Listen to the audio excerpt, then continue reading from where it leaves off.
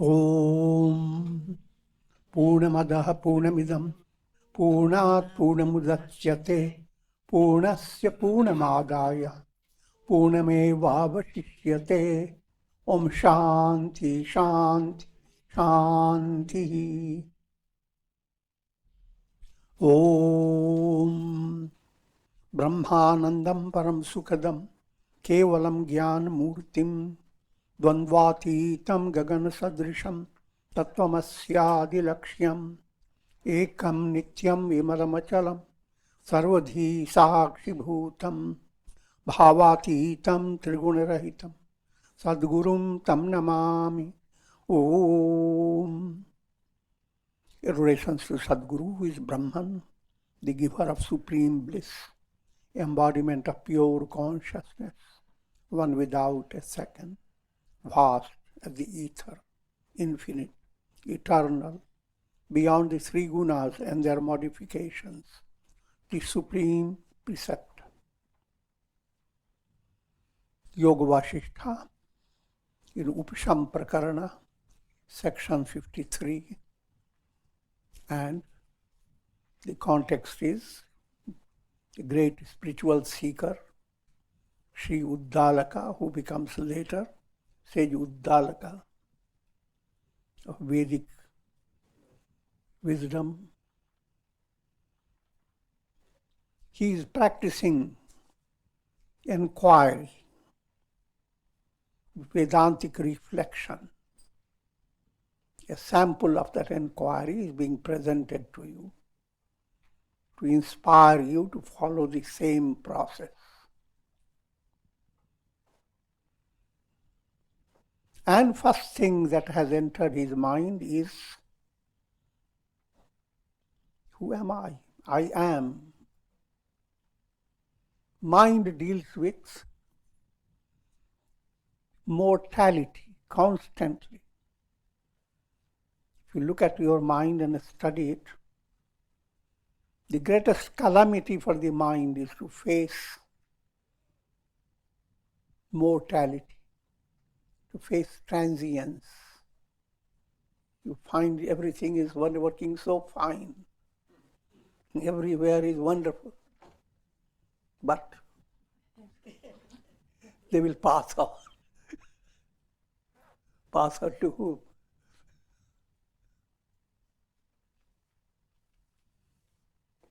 So that's shocking. And I have, in a witty manner, told you about the meaning behind the mantra that resolves mortality, immortality. Im implies I am, the short version of I am. Look for I am, and mortality is gone. But when you don't look for I am, mortality is haunting you forever. Understand what is real I am. And in that process, understand ego is not the real I am.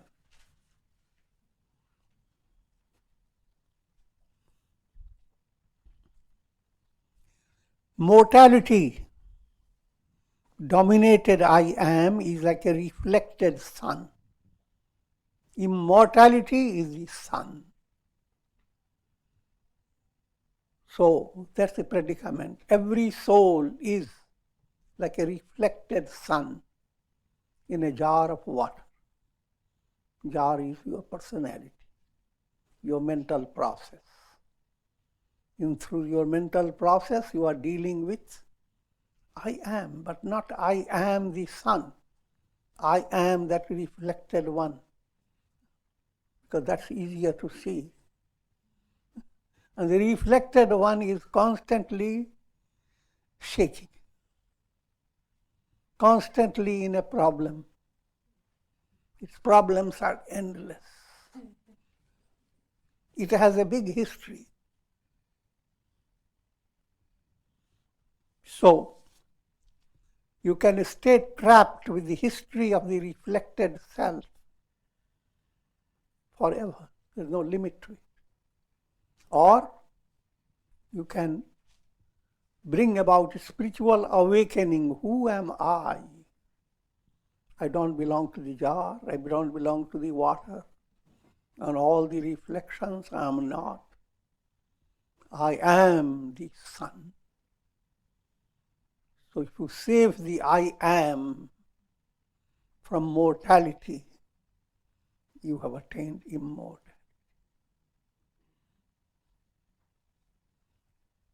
The journey of I am, the shaking I am, reflected sun, reaching revelation, I am the sun.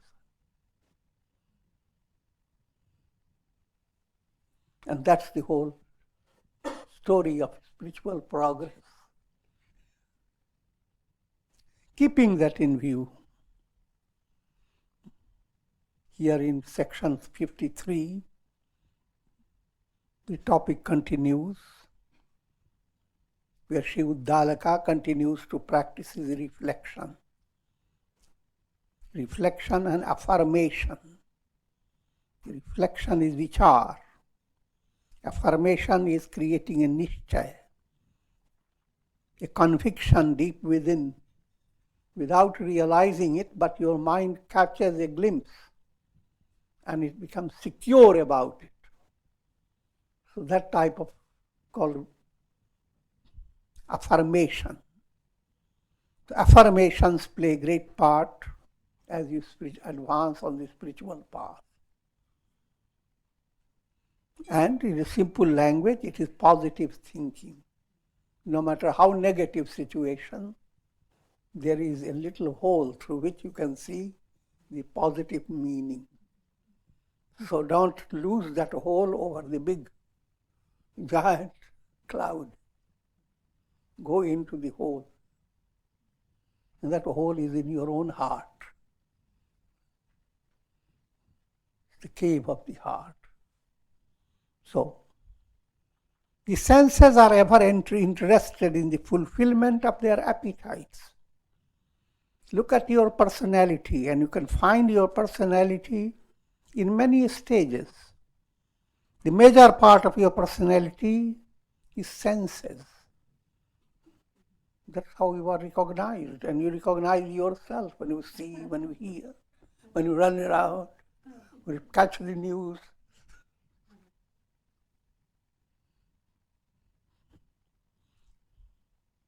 So senses are jumping around to have their fulfillment. The body is following a role of a slave. Body itself doesn't know what to do. The senses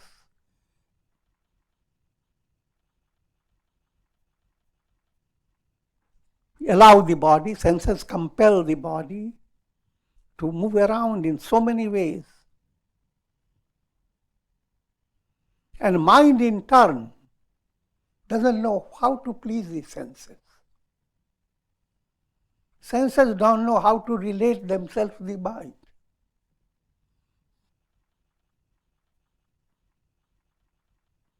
So senses want to cheat the mind. Mind often becomes deceived by the senses. Mind wants to dominate the senses. Neither does the mind know what is to the real purpose nor the senses.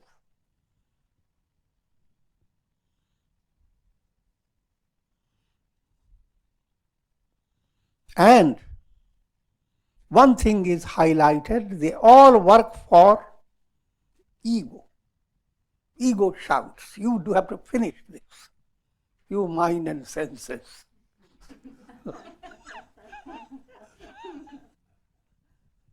Keep busy. Look at me. The world is not yours. Whatever pleases me, do that. Doesn't please me, stop it. So, you live in a personality with such chaos. And that's called the world process.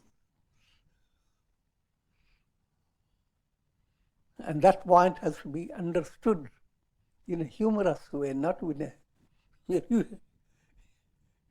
a way that you simply dump your mind into a state of despair.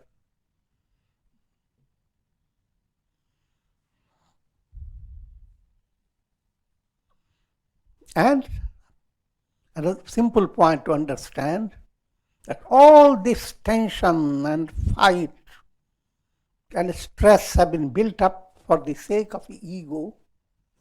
And where is that ego?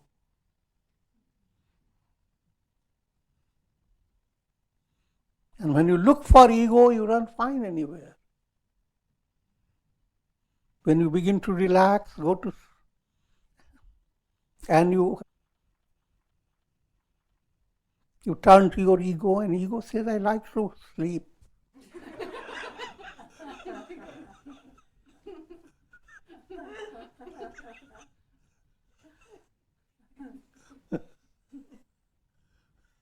But hardly ego is saying it. Ego doesn't know what has happened. You go to sleep. In sleep, that ego is not there at all. It's waiting there like your sandals under your bed.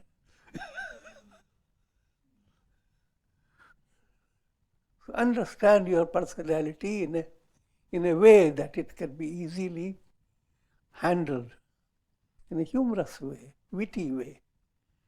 And that becomes possible as you do satsanga and bring little of integral yoga in daily life.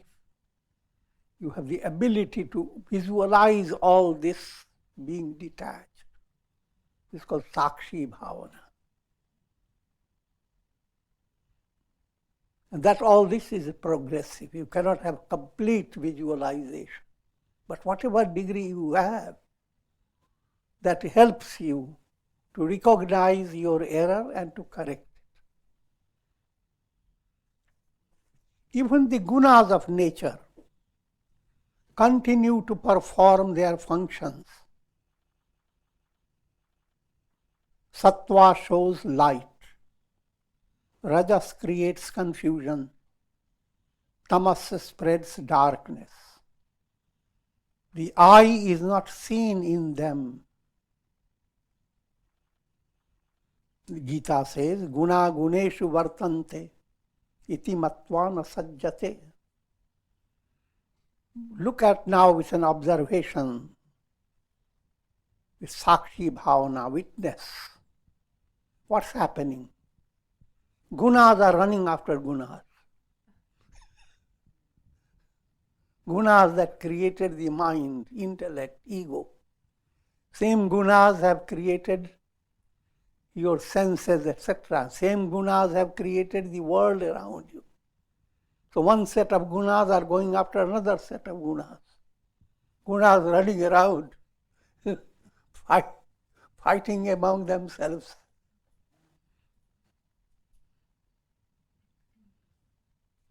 And in that realm of gunas, there is no reality. Guna-based vision is like projected images in a screen, cinema show. Guna-based vision creates the show of the world process. The entire show goes on. The reality, the screen, remains untouched. The gunas do not touch the reality. The world that matters is the world of gunas. The self is matter doesn't matter. When matter doesn't matter, matter becomes myth. Self shines.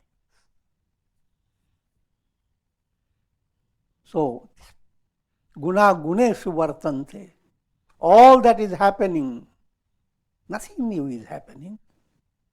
All that is happening in the sky, they are not touching the sky. One set of gunas come, create wonderful clouds and beautiful set of lightning, etc., and all types of wonderful pictures, rainbows. Another set of gunas create all the dark clouds, thunder, storm. Gunas guneshu vartante. The I am is the sky. How to lead yourself out of the clutches of your conditioned mind. First, to understand really you are not clutched.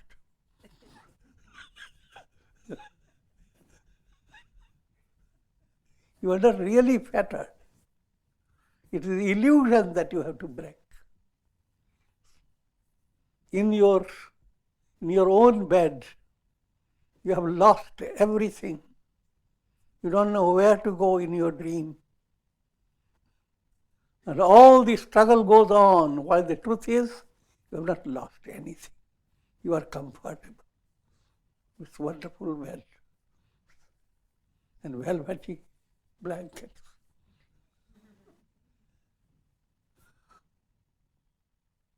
Understand the role of gunas. Sattva, Rajas and Tamas. The role is again both ways. Gunas that are creating bondage and leading the soul into increasing bondage, increasing misery.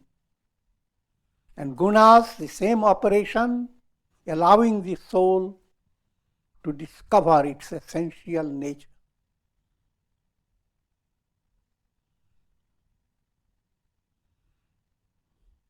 Simple allegorical setting of the gunas can be compared with old style lamp. Lamp has oil, it has wick, oil flows through the wick. Oil state is tamas. If you stay oily, apparently you have no problems, but you have nothing to gain either. You are stuck in inertia. Now, therefore, the next stage, look at the oil flowing through the wick. Same oil, now it is in the flow process. Flow process is now in a better state. But flowing towards what? Flowing towards the wick that's on flame, allowing itself to burn up, create light. The light state is sattva. So, the oil tamas in you becomes active, becomes rajas, and when it begins to light up, bring light, becomes sattva. You can use the lamp both ways, prayer for worldly attainment, or use the lamp for discovering the light of lights, liberation. But the lamp is being used by you always. And what happens? The difficulty in the lamp. Flame is constantly challenged by the wick that is dying away. You have to go on cutting the wick, old style lamp, removing the wick that restricts the flame, cutting down handling the ego. In a positive way, your sadhana allows you to practice surrender to God, allows you not to highlight your ego, but highlight God's presence within you. By doing that, you are removing obstruction in the wick there. And that allows the flame to go on flowing. Your intellect becomes clear. The clarity culminates in intuitive intellect, revelation of the self. But the same gunas go into turmoil. Two ways. When you have disintegration in your personality, you have heard charitable deeds, do good things. You do them. You are allowing sattva to grow. But you have also heard that you should not be in a state of inferiority. You should be great. To develop that type of Bali, demon Bali had that type of ego. Karna had that type of ego. On one side, very charitable.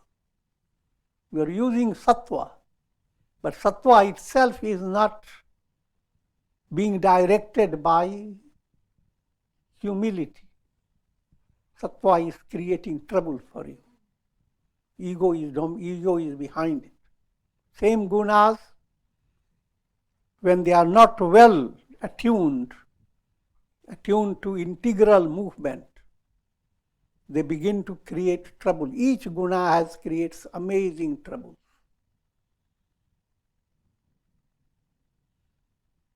And the spiritual movement demands to understand, no matter where you are, your entire predicament is play of gunas. One set of gunas operating against another set of gunas. And for deeper understanding, let me again reiterate that I tell again and again.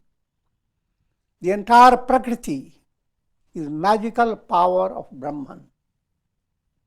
Magical power and magician are one and the same.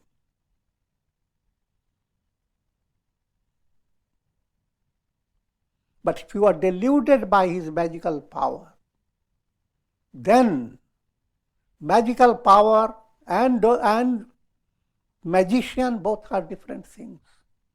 Your mind cannot handle, mind handles the magical power and is so deluded that it cannot know anything more. So coming back to the basic point, Brahman and his magical power, Prakriti. Prakriti goes into three modes.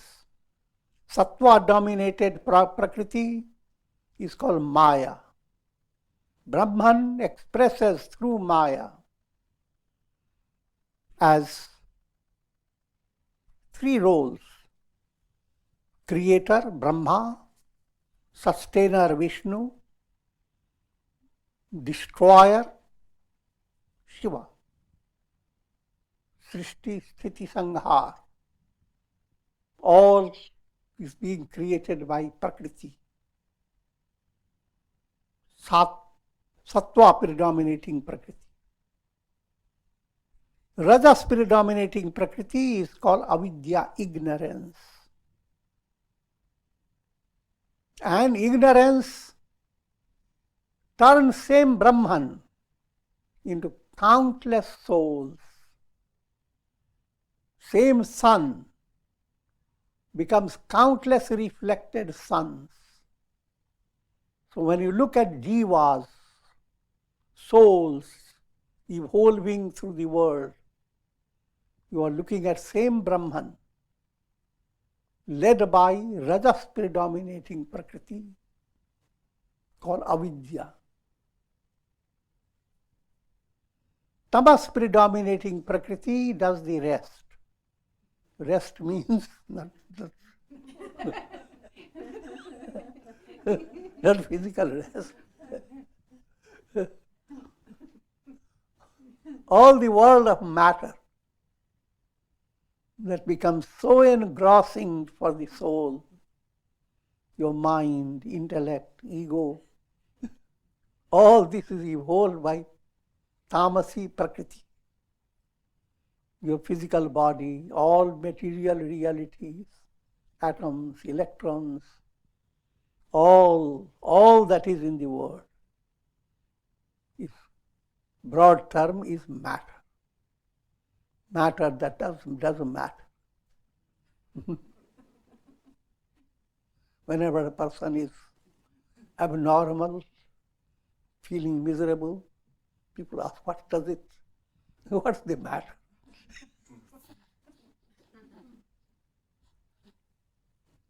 And best resolution when the person says, it doesn't matter.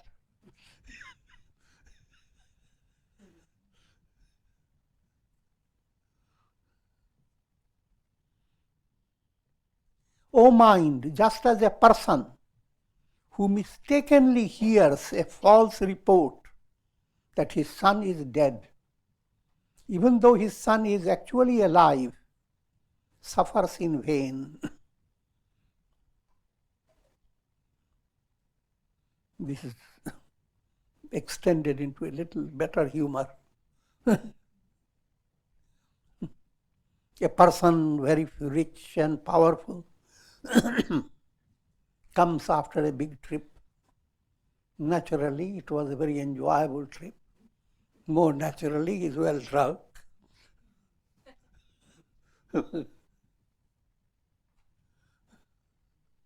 And yes.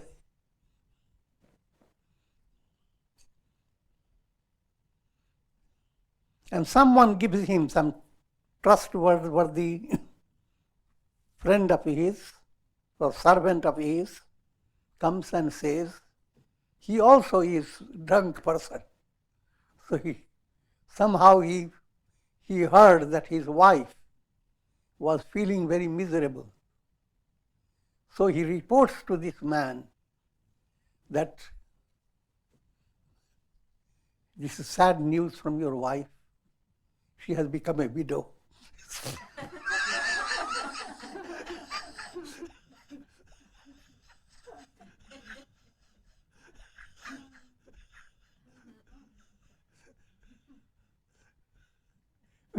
Without understanding the meaning behind it, the man has started grieving. My dearest wife, she became a widow.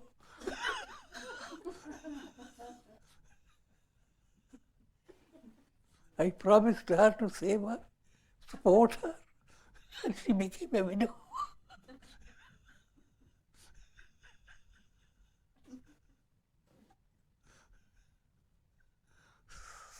So that's how the mind works. And you have to allow your mind with great patience to go through spiritual discipline, purification, and so forth. Mala, vikshepa and avarana have to be handled. Impurity of the mind, distractions of the mind, and ignorance that supports your mind to stay always restricted. All that will come again and again in the Yoga Vasistha.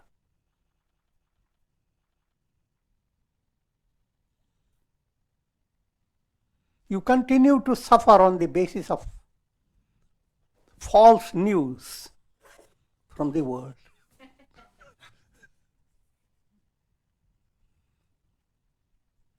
But in fact, it is not your fault. It is I who have imposed the ego sense on you. You really is the I am, Brahman. That I am is not responsible for all the negativity of the world. That I am is not the cause. Though in prayers we say, God created this world, He is the creator. But the word creator has to be understood. He has not created anything ugly. His creation is awareness that the entire world is divine. The more you understand the world is divine, greater you understand it is God's creation.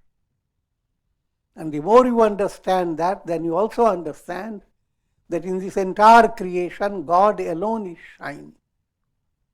All illuminations are the creation of the sun.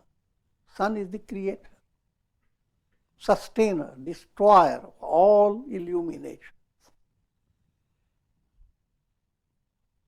But while sun is considered that, in reality sun alone is.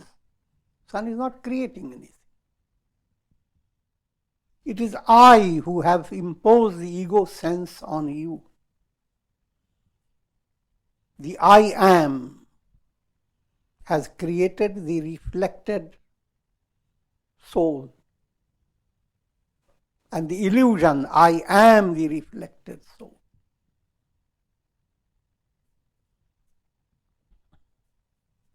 And has thus created the mirage of the world process, in which your own existence is a form of illusion. And that has to be understood, your own existence.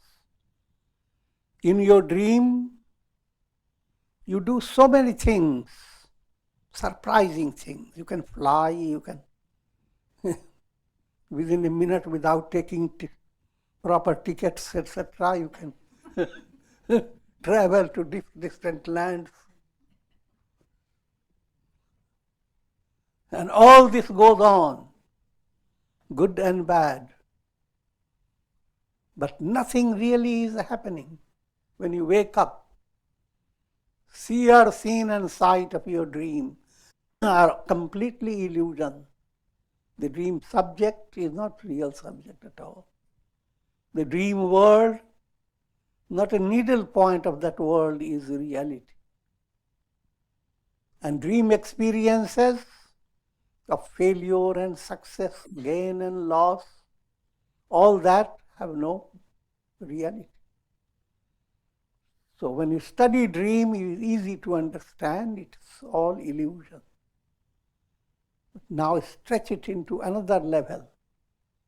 All that you experience in the world is a long dream. Living through the world until you attain liberation, you are passing through dream after dream, even though you may go on eating cream after cream. But it is just dream. Therefore, it's called dirgha swapana. Ordinary dream is just swapana, dream.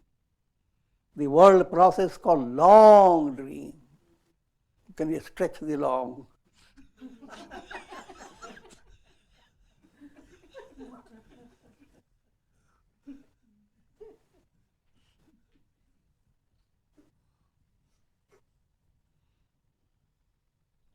But nothing in this world is real. But coming from illusion to reality has various stages. It's a progressive movement. So the information or the illusion does not resolve your problem. You can't just break the illusion. You must recognize the process, every step you take in breaking your illusion.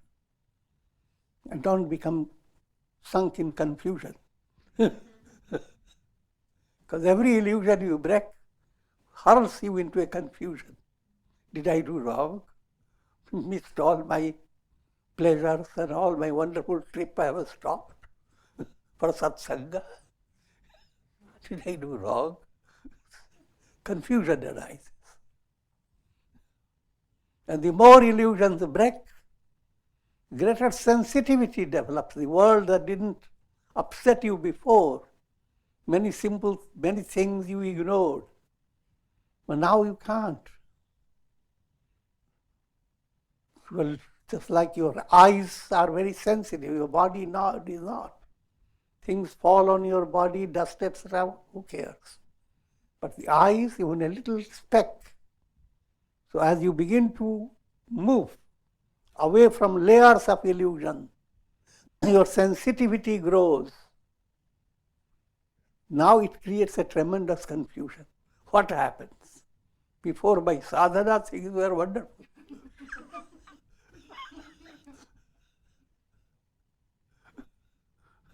And now nothing exists, nothing belongs.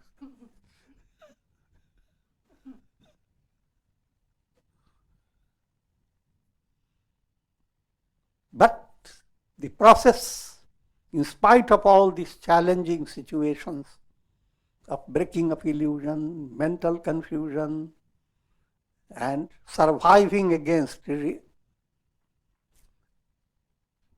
emerging free out of confusion, you find greater clarity. Sarvam dhukam vivekina. As vivek begins to develop, how negative become? Extremely. Sarvam dhukam. All the world that you think of, it is a source of misery. But when you say it, in worldly sense, when something negative happens, and you say it is misery, it means your face becomes dark, your whole body, set nervous system becomes shaken in a negative way. But with jnana movement, when you say the whole world is full of misery, your soul laughs, emerges bright. Try to understand misery of two types. One type of perception of misery is dumping you in. You are diving, but you are not diving anymore. You are just sinking. That's one type of misery. Another, you are diving and you are enjoying your dive more and more. Your diving has become now a play, a fun. Simple way of what I'm trying to say, do not confuse mental negative depression as a quality of your spiritual progress.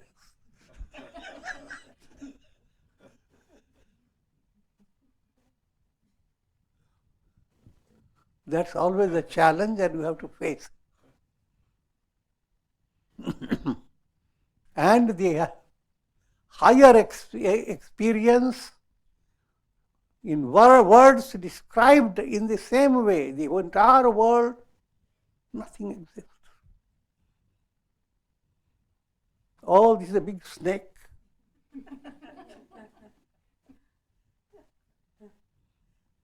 The rope alone is gives it such a quick sweeping away all things that are wonderful out of your mind. If you are intellectual, the message comes to bring your mind into a negative state, which is completely wrong.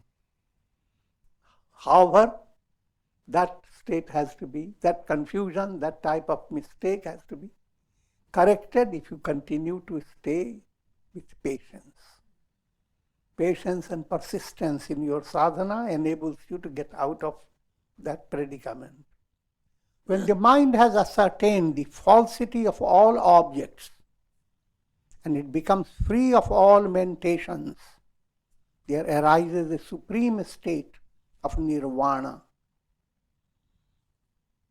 So when all illusions are broken and the entire world becomes, when you look at all illuminations through the eye of the sun, illuminations are not the sun. From the eye of the sun, again, is allegorical. The sun doesn't have to look at illuminations. The sun alone is. When you come to realize nothing exists, nothing belongs to me, because all this that is experienced is like experiences in a long dream. When you come to that state, it's called nirvana. The entire world has become zero, void.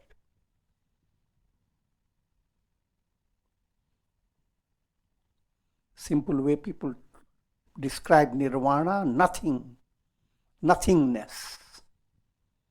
And those who are not advanced, they interpreted as nihilism, that ultimate truth is nothing. But there is a profound fact in it. It is nothing, sure it is nothing. The definition of thing in your mind is defective. So, in the state of realization, all the thing of your mind goes away. So it is not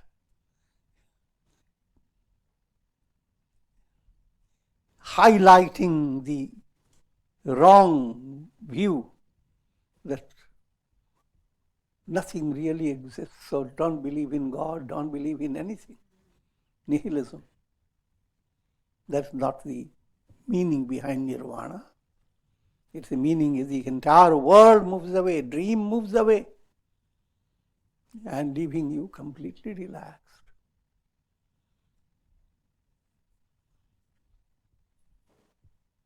When the mind is convinced of the fact that all objects are unreal, the subtle desires of the heart begins to wither, much like the blossoms of trees struck by a hailstorm during winter.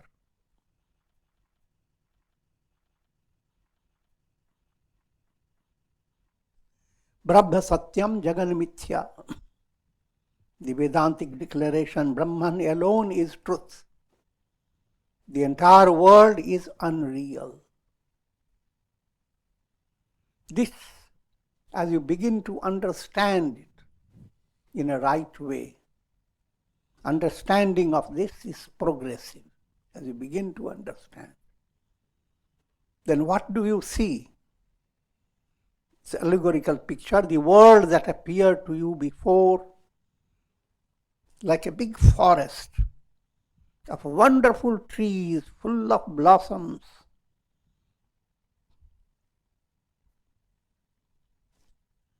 That world begins to wither, as if a hailstorm has come. That's the meaning behind it. Hail, hail. Hail, the sacred personality.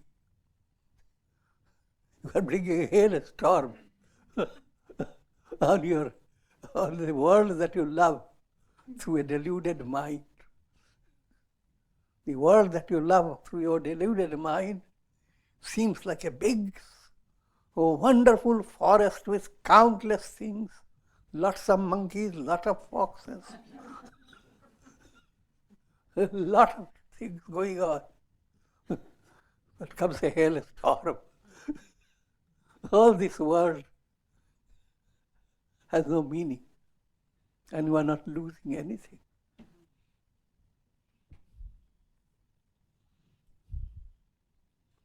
When the mind is freed of worldly desires, it is able to reflect upon the self and becomes established in its essential nature as pure consciousness.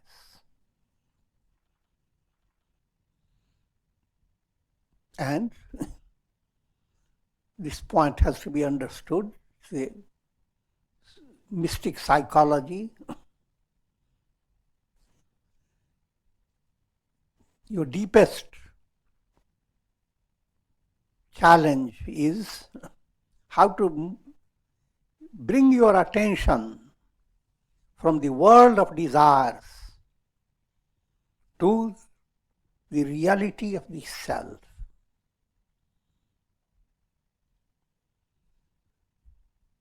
All things you are desiring, they are based upon love for yourself. Atmanastu kamaya sarvam priyam bhavati. Why you desire to have wonderful ice cream? Because you love yourself, not the ice cream. As long as ice cream helps you, satisfies you, you go on loving it. But if it does not, you don't scream for ice cream.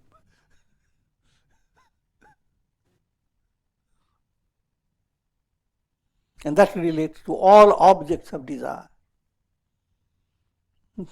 As long as desire is there in your mind, you are working for it. Mind is trapped by threefold illusion. The illusion of the past, illusion of the future, illusion of the present. Your mind is trapped in a history. But history itself is a form of hysteria. Everyone's history is different. So in a world of desires, you have hold on to the memories, how you have pursued a certain job, how do you have pursued certain type of objective, and you hold a big story and you present to people, etc. I'm not underestimating, they have their own value.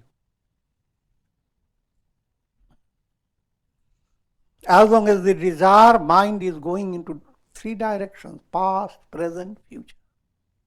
When desire subsides, the mind goes on transcending this. You don't need to turn to the past. You don't need to turn to the future. Your present becomes so interesting and engrossing that you begin to dive into it and become even free from the illusion of the present. The idea it is present tense, soon it will go into the past with intensive movement.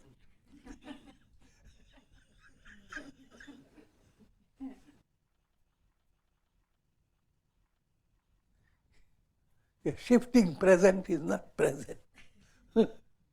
Real present is what underlies the time, ever present. So first bring your mind to the present, then to the ever present reality.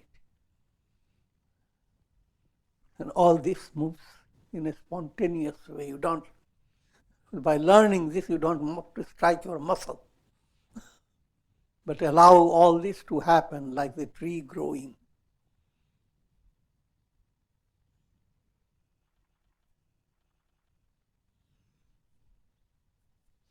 When the mind is freed of worldly desires, it is able to reflect upon the self and becomes established in its essential nature as pure consciousness. That truth begins to shine in the mind when a mind has developed vivek buddhi, intuitive intellect. The truth, aham brahmasmi, I am not the body mind, I am Brahman. This is known as liberation. The real I or the self is ever free from the illusion of bondage and release. And this is a mystic awakening. You are awakened. When you get awakened from a dream, nothing of your dream exists, and you don't feel miserable about it. You have not lost anything. Your entire world is turned into Brahman, and you have not lost anything. Rather, you have become free of all illusions.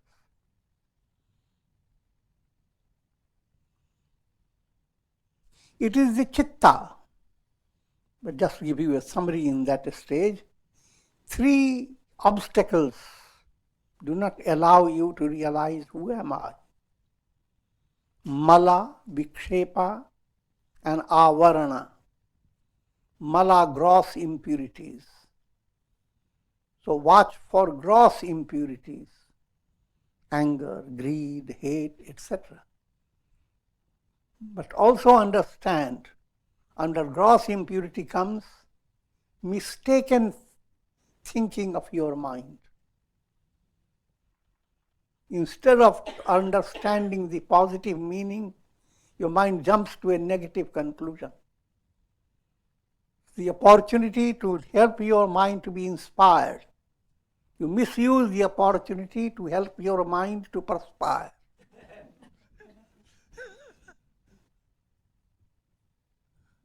That's mala, gross impurity. So mala has to be gradually sublimated. Next point is vikshepa.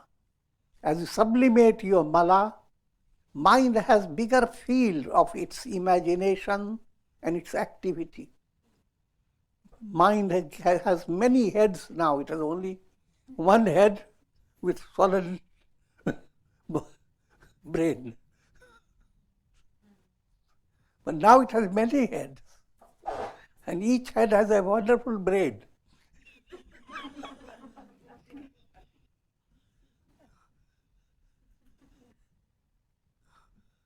Now you are in a big trouble. What to gain, what not to gain. This is the predicament of Ravana. 10-headed. 10 means in all 10 directions your mind is going after. And the last obstacle is avidya, ignorance. Ignorance, veil. I give the example of the mirror. You want to see your face. Seeing the face in the mirror means realizing who am I. Mirror is your mind. First stage, mind has dirt over it. So when you look into the mirror, your nose goes one way, your ear goes another way. Looks so bad you don't want to look at it.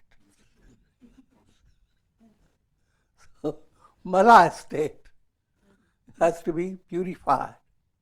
It's done by karma yoga. As actions gain the spirit of worshipping God through your actions. And many other things are involved, that's purifying your action. The mirror is being purified. The mirror is being purified and you are being revealed through your mirror in a progressive way. But early revelation gives you such thrill from monkey mind and split up head to how many heads? So many heads, each looking better than the other.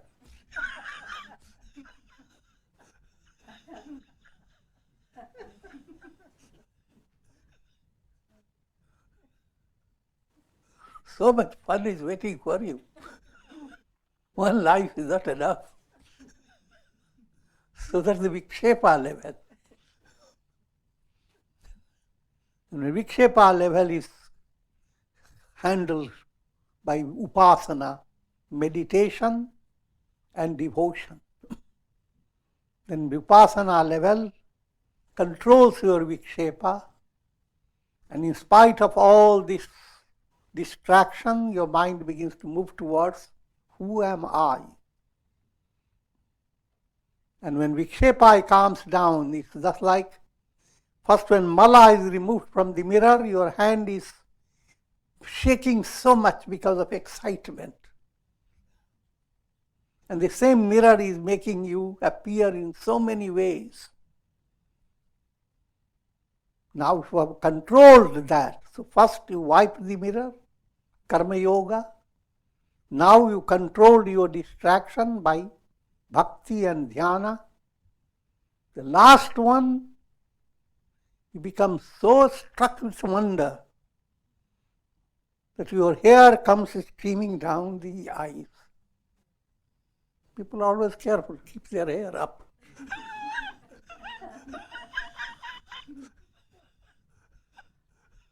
But where you are wonderstruck, you don't have time to keep the hair up.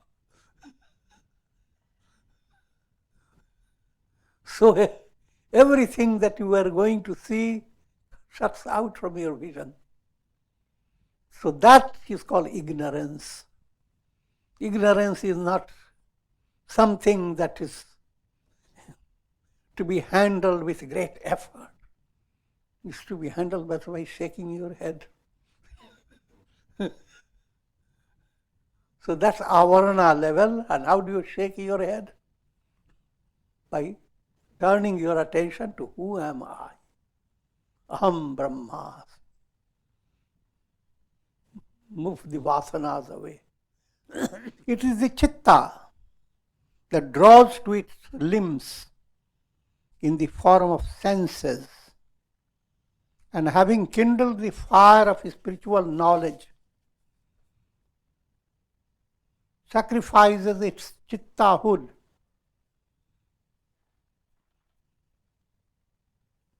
and emerges as pure chit. Play of words. Pure chit is pure consciousness.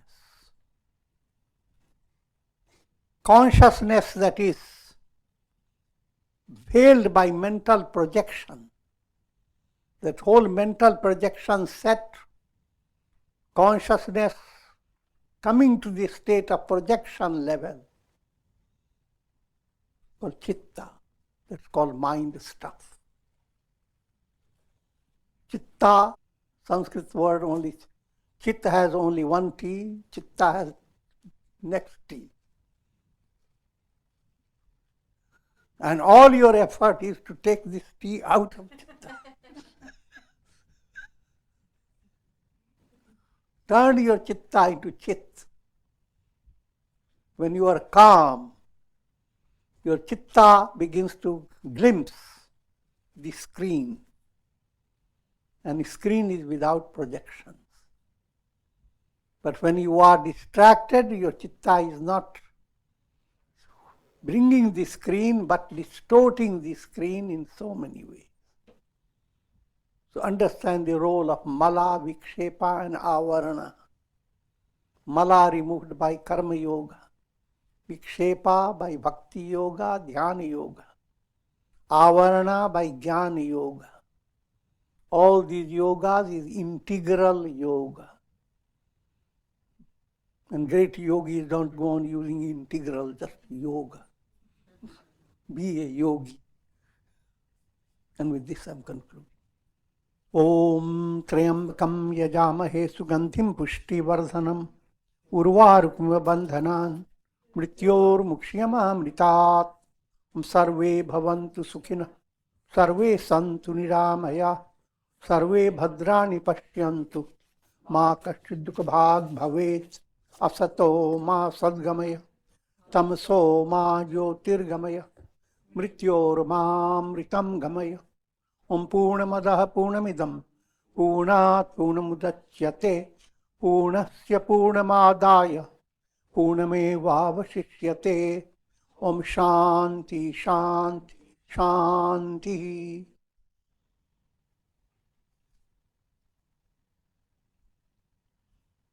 Om Namah Shivaya. Hari Om.